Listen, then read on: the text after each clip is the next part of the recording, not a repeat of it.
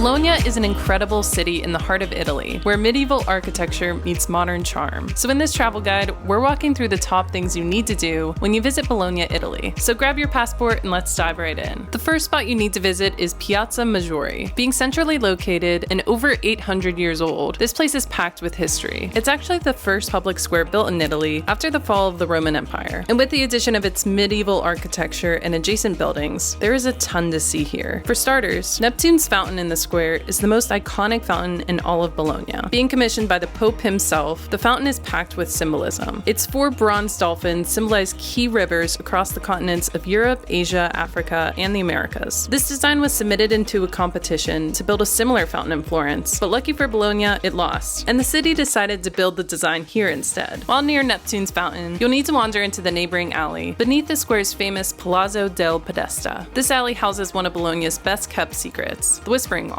One of the things you have to do in Bologna is check out the Whispering Walls. So believe it or not, if you actually face these arches and you whisper up, your sound transmits perfectly over the arches to the other side of the room. And while this is an architectural marvel, we've heard it's been used for some pretty interesting things over the years. We actually heard during the plague they used these to communicate with safe social distancing. We actually heard that lovers were able to use this to talk to each other without anyone knowing across the archway. So kind of cool to hear the little bit of lore behind this interesting spot. Courtney, do you read? Over.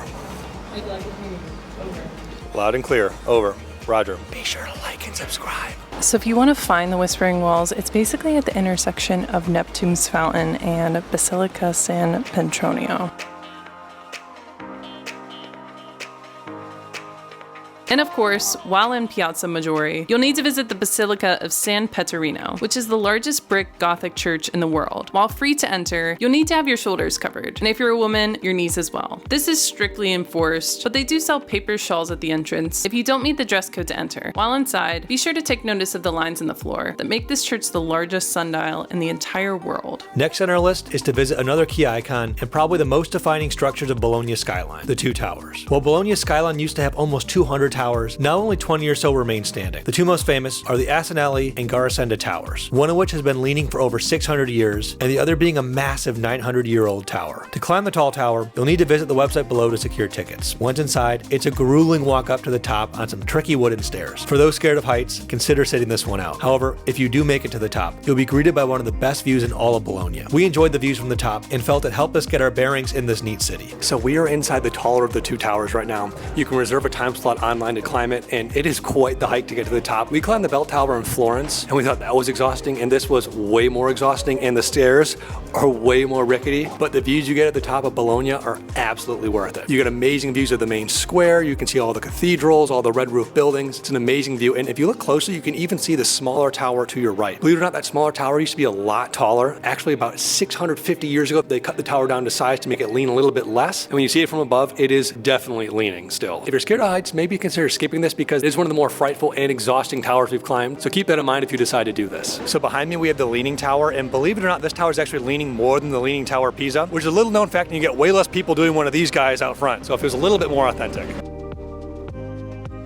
And no trip to Bologna would be complete without seeing Bologna's Basilica di San Luca. Nestled on the top of a large hill overlooking the city, this beautiful church has great views and stunning architecture. With its orange-hued walls and intricate interior, this 258-year-old church is a must-see spot in Bologna. So we've made it to the top of the Sanctuary Madonna di San Luca, and the views you get from the top are absolutely incredible. The church itself is pretty pretty. There's actually been a church on this hill for over 1,000 years, and you can clearly see why. With views like this of the countryside and the city below, it's absolutely a breathtaking spot to put a basilica. And getting to the basilica is actually all a part of the experience. To get here, you'll walk up the world's longest portico, and it is long. There's actually 666 arches that make up this portico, and that number we think is intentional. People think that the shape of the portico resembles a snake, and so the sanctuary at the top is symbolically conquering the devil in that way. It's definitely a pretty long walk up. It took us about an hour from the start of the portico to reach the basilica, so definitely give yourself some time to explore here, and definitely bring some water too, because it is exhausting. You kind of alternate between ramps up and stairs up, so it's definitely a workout.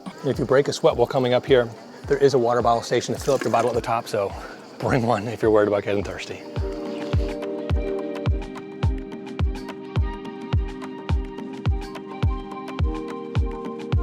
Really quick, we want to give a big thanks to the partner of today's video, Mint Mobile. We're so excited to be working with Mint Mobile because one of the best ways you can save money for travel is to bring down your reoccurring costs. And have you ever really considered how much your existing phone plan is costing you? Big wireless companies want to trap you in expensive plans. Let me introduce Mint Mobile's owner and user to quickly demonstrate what this feels like. Hey there, it's Ryan Reynolds, owner of Mint Mobile.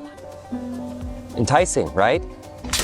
Ouch. But with Mint, this doesn't have to be the case. You can get the same high-speed coverage, data, access to 5G, unlimited talk and text, and mobile hotspots at a fraction of the price with Mint Mobile. That's because Mint sells directly online, cutting out expenses like brick-and-mortar stores and salespeople. I've used Mint before, and whether I'm streaming YouTube or navigating on the go, I've never noticed a difference from other carriers, which is probably because they're built on the nation's largest 5G network. And switching to Mint's actually super easy. Since most phones have digital eSIM cards, you can activate immediately from the comfort of your own home, which is super straightforward. Or if you're on an older phone, Mint will send you a physical SIM card for free, which is also super simple. So why should you pay more than you have to for access to the same network? Go to trymintmobile.com/sharingtheroad, also linked in my description, to get premium wireless for as low as $15 a month. Thanks again to Mint Mobile for partnering with us on this video. Now let's jump back to Italy.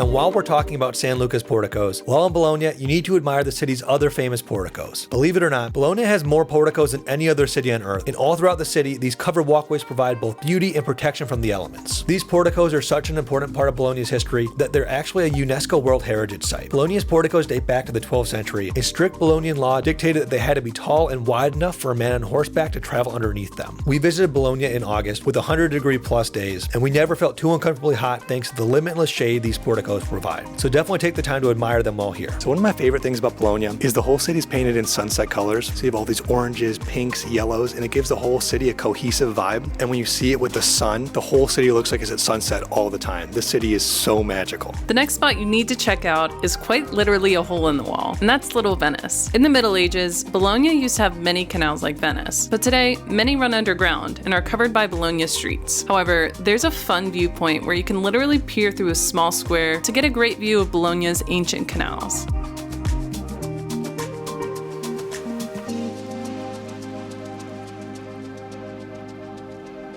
Another thing you need to see when you're in Bologna is Little Venice, and little is quite literally the right word. It's just this little bitty window, but it gives you this really cool perspective when you're looking straight down. It's almost like a mirror, so if you can't make it to Venice on your trip to Italy, this is absolutely worth checking out. Next on our list is to visit Bologna's Archiginnasio, the original main building for the University of Bologna, which is actually the oldest university in the entire world. While you can pop inside and see its beautiful courtyard and coat of arms covered walls for free, if you want to visit the two main rooms, you can pick up tickets on site. Inside, you'll find Bologna's anatomical theater, which is the famous room where animals and humans have been dissected to study biology for almost 400 years. The room itself is grand, with the carving of Apollo, the god of medicine, hovering on the ceiling above the operating table. While here, be sure to admire the intricate wood carvings and try to imagine this room packed with students hundreds of years ago. The other room to see here is a Stabat Mater Hall, which is a fancy reading room full of old books and painted walls. The name comes from the famous Gioacchino Rossini composition that was first performed right here. While here, be sure to sneak a peek through the iron door at the end of the room to see the attached library's long hall of bookshelves. Next on our list is to step into the past at the Santo Stefano Basilica complex. This is known as the Seven Churches because over the years, 7 different churches built on this site have all been joined together into a sprawling network of interconnected buildings. This religious treasure trove is steeped in history and offers a serene escape from the city's hustle and bustle. We loved wandering here and even popping into the free mini museum inside to see old paintings and even some holy relics from the Virgin Mary. We're in front of the Basilica of Santo Stefano, and this is better known as Siete Chiese, which translates to 7 churches. This is pretty unassuming in the front, but it's actually really cool to explore. It's free to enter. There are a bunch of different worship spaces inside, a couple courtyards, and actually a museum with some ancient relics in it. And another thing to note, it doesn't seem like the dress code is as in force as other churches we've seen in Bologna. So just keep that in mind if you forgot your shawl. The next thing to do in Bologna is to try the food. Believe it or not, Bologna is considered to be the food capital of Italy. So all throughout this city, you'll find unbelievable eats. We have an entire food tour walking through some of the top foods you need to try when visiting Bologna. So make sure you check that out if you want to see some of the city's most famous delicacies and historic spots to eat. If you found this video useful, it really helps out our channel if you hit that like button and the subscribe button. We also have videos coming out covering other exciting locations in Italy, Europe, and all around the world. So make sure you're subscribed so you don't miss them. Thanks, and we'll see you in the next one. Ciao.